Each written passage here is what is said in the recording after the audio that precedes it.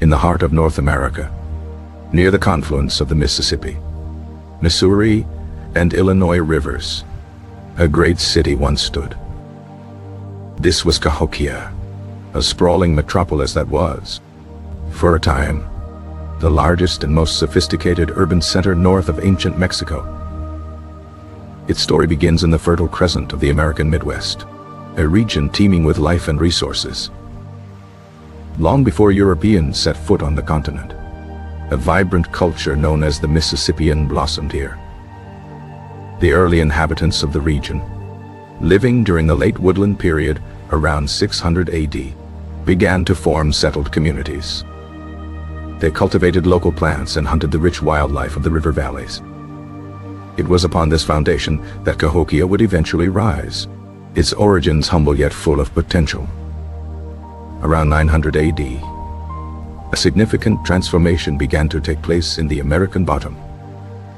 The people started building earthen mounds, small at first, signaling a shift in social and religious practices. The introduction and intensification of maize agriculture around 1000 AD acted as a powerful catalyst for change. This reliable and high-yield crop allowed for a larger, more sedentary population to thrive. With a stable food source, communities grew, and social structures became more complex. The stage was set for the Big Bang of Cahokia, a rapid expansion that began around 1050 AD. Within a few generations, the area transformed from a collection of villages into a true city. Its population swelled dramatically, attracting people from far and wide. At its zenith, around 1100 AD, Cahokia was a bustling metropolis of thousands. The city proper covered nearly 6 square miles, an urban landscape of mounds, plazas, and homes. Its population may have reached 15,000 to 20,000 people, with tens of thousands more in the surrounding agricultural hinterlands. This made Cahokia larger than many contemporary European cities, including London. The city was a testament to the ingenuity and organizational power of its people. The society that built Cahokia was hierarchical, with a clear division between the elite and the commoners. At the apex of this structure was a paramount chief, a figure who held both political and religious authority. This ruler and the elite class lived atop the largest mounds, their elevated position a symbol of their status and connection to the cosmos. They oversaw the city's religious ceremonies, directed public works, and managed the distribution of resources. The vast majority of Cahokians were commoners, the farmers, artisans, and laborers who formed the backbone of the city. They lived in smaller, rectangular houses made of wooden posts and thatched roofs, clustered in neighborhoods around the central precinct. Daily life was tied to the rhythms of the seasons and the demands of agriculture. Women tended the fields of maize, squash, and sunflowers, their hands working the rich alluvial soil. They also gathered wild plants, processed hides, and created pottery, essential for cooking and storage. Men were responsible for hunting deer, fishing in the rivers and backwater lakes, and participating in the construction of the city's monumental architecture. Cahokian artisans were masters of their craft, producing a wide array of functional and ceremonial objects. They skillfully worked with stone, shell, copper, and clay. Flint knappers chipped razor-sharp arrowheads and hoe blades. Potters created vessels of various shapes and sizes, some plain and utilitarian, others finely decorated with incised patterns and slips. Copper workers hammered the rare metal, sourced from the Great Lakes region, into intricate ornaments and symbols of power. Shell artisans from the Gulf Coast carved elaborate gorgets and beads, items of great prestige. These goods were not only for local use, they were part of an extensive trade network that connected Cahokia to distant corners of the continent. The heart of Cahokia was its monumental architecture, an awe-inspiring collection of earthen mounds. Over 120 mounds were constructed, each built by hand, basketful by basketful of earth. These structures were not mere piles of dirt. They were carefully engineered and served distinct purposes. Some were platform mounds, flat-topped pyramids that supported temples, council houses, or the residences of the elite. Others were conical or ridge-top mounds, likely used for burials or other special functions. Grandest of all was Monk's Mound, the largest prehistoric earthen structure in the Americas. Standing over 100 feet tall, its base larger than that of the Great Pyramid of Giza, it dominated the landscape. A massive building, perhaps the paramount chief's residence or a great temple, once crowned its summit. From this vantage point, the ruler could survey the entire city and the surrounding lands. South of Monk's Mound lay the Grand Plaza, a vast, artificially leveled ceremonial space covering nearly 50 acres. This was the city's public square, where residents gathered for markets, festivals, and important rituals. To the west of Monk's Mound, a series of large timber circles known as wood henges were erected. These were sophisticated solar calendars, their posts aligning with the solstices and equinoxes. They allowed the Cahokians to track the passage of time, determine the planting and harvesting seasons, and schedule their religious ceremonies. The city's layout was carefully planned, reflecting a deep understanding of cosmology and a desire for order.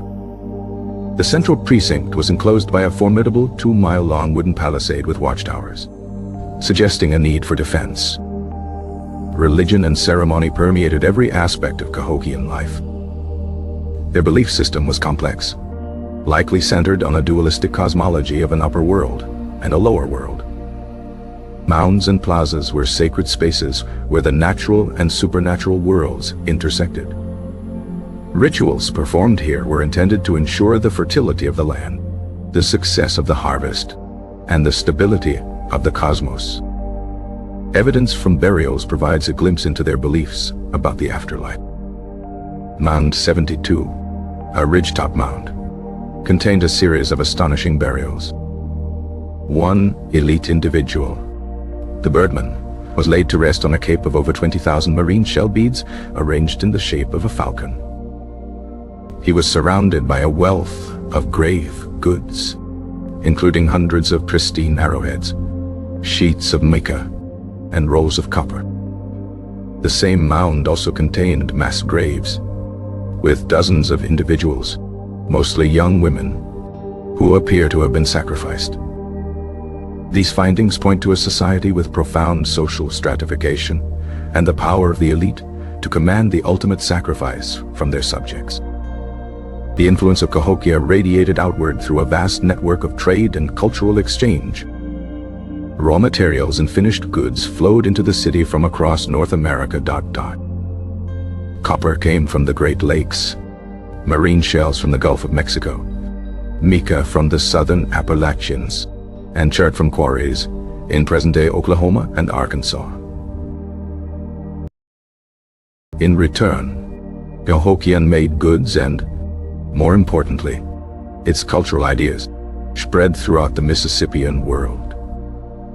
The city was a crucible of innovation, a center from which new artistic styles, religious beliefs, and social structures emanated. For over 2 centuries, Cahokia flourished, a beacon of power and culture in the American heartland.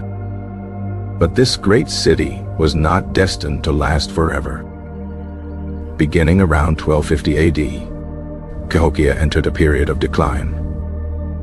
The population began to shrink, and the construction of monumental architecture ceased. The reasons for this decline are complex and still debated by archaeologists. There was no single cause, but rather a convergence of factors that undermined the city's foundations. Environmental stress likely played a significant role. A shift in the climate may have led to prolonged droughts or, conversely, increased flooding, both of which would have devastated the maize-based economy. The large population placed immense pressure on local resources. Deforestation of the surrounding uplands for fuel and construction materials could have led to erosion and localized flooding. The concentration of so many people in one place may have led to sanitation problems and the spread of disease. Social and political tensions may have also contributed to the city's downfall. As resources became scarcer, competition and conflict may have increased. The construction of the defensive palisade suggests that warfare or civil unrest was a concern. The elite's inability to solve these mounting problems may have led to a loss of faith in their leadership and the religious system they represented. People began to vote with their feet, leaving the city to establish new, smaller communities elsewhere. The decline was gradual, a slow unraveling over several generations. By 1350 AD, the once mighty city of Cahokia was largely abandoned. Its grand plazas fell silent, and its monumental mounds began to be reclaimed by the prairie. When the first European explorers reached the region centuries later, they found only the enigmatic earthen structures, with little knowledge of the civilization that had built them. The memory of Cahokia faded, and it became Comerica's forgotten metropolis. For a long time, its existence was dismissed or misattributed to other cultures. It was only through the dedicated work of archaeologists that the true story of Cahokia began to be uncovered. Excavations revealed the scale and complexity of the city, challenging long-held assumptions about pre-Columbian North America.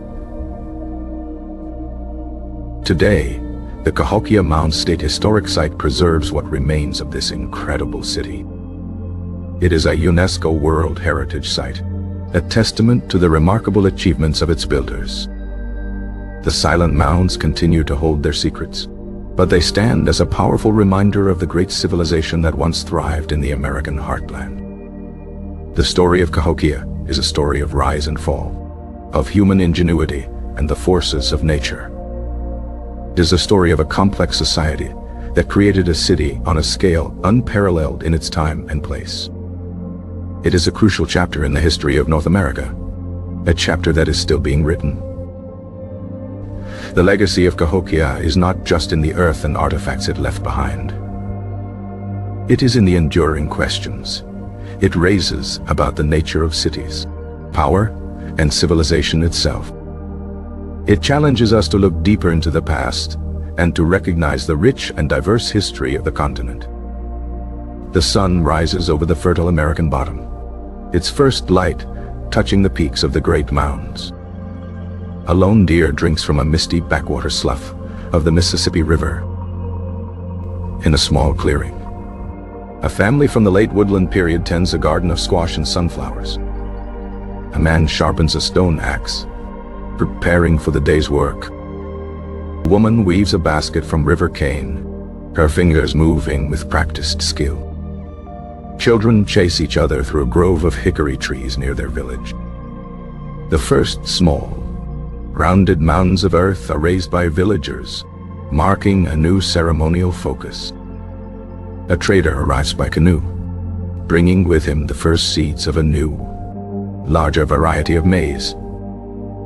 A farmer clears a section of forest, using fire and stone tools to prepare a new field. The community gathers to plant the first major crop of maize, a pivotal moment in their history. The population of the small villages begins to grow, fueled by successful harvests.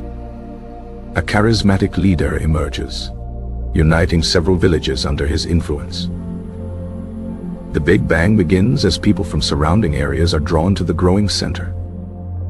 Construction starts on the first truly massive platform mound, a project requiring immense coordination. Thousands of workers carry baskets of soil, slowly giving shape to the monumental structure. A rectangular house is built, its frame made of sturdy wooden posts set in a trench. A woman applies a layer of clay and grass daub to the woven sapling walls of her home. A thatched roof of prairie grass is carefully laid, providing shelter from the elements. The city's population swells, creating a bustling, crowded urban environment. A chief, adorned in shell beads and feathers, stands atop a newly completed mound, addressing his people. The Grand Plaza is cleared and leveled, a massive undertaking of earth moving. A game of chunky is played on the plaza, with players throwing spears at a rolling stone disc. Artisans set up workshops in their homes, crafting tools and ornaments. A potter coils a long rope of clay, building up the walls of a large storage jar. Flint knapper carefully strikes a piece of chert, detaching a sharp, thin flake. A coppersmith hammers a nugget of native copper into a delicate, embossed plate. A trader from the north arrives, his canoe laden with copper and fine-grained stone. A trader from the south brings a bounty of marine shells, a precious and exotic material. The chief's family dines on venison, corn, and squash in their spacious home atop a mound. Commoners gather for a communal meal, sharing food from a central cooking fire. A priest studies the movement of the sun, preparing for the winter solstice ceremony. The first massive posts of the woodhenge are raised and set into the ground. Community gathers at the woodhenge to observe the sunrise on the equinox. A hunting party silently stalks a white-tailed deer in the forest. Fishermen cast nets into a shallow lake, hoping for a large catch of buffalo fish. Women and children gather pecans and hickory nuts in the autumn woods. A burial ceremony is held for a respected elder, their body placed in a log-lined tomb. The Birdman burial takes place, a lavish and complex ritual of immense social importance. Dozens of young women are sacrificed and buried in a pit within Mound 72. A shaman performs a ritual, chanting and shaking a rattle to communicate with the spirit world. The massive defensive palisade is constructed, its tall posts forming a formidable barrier. Watchtowers are built along the palisade, with guards keeping a lookout for potential threats. A period of prolonged drought begins, withering the maize crops in the fields. The river floods its banks, inundating fields and threatening homes near the floodplain.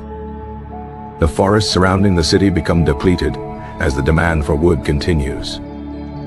Signs of malnutrition appear in the skeletal remains of the city's later inhabitants. A rival chieftain to the north begins to grow in power, challenging Cahokia's dominance. Skirmish breaks out between a Cahokian patrol and a group of outsiders near the palisade. A fire sweeps through a residential neighborhood, destroying dozens of homes. The elite begin to lose their grip on power as the crises mount. People start to leave the city in small groups, seeking a better life elsewhere. A family packs their belongings, abandoning their home in the great city. The once bustling Grand Plaza is now quiet and mostly empty. The last ceremonial fire on Monk's Mound is extinguished. Weeds and prairie grass begin to grow over the abandoned plazas and mounds. The wooden posts of the palisade and houses slowly rot and collapse. By 1350, the great city is all but a ghost town, its glory faded. A French trapper in the 17th century paddles past the mounds, wondering at their origin.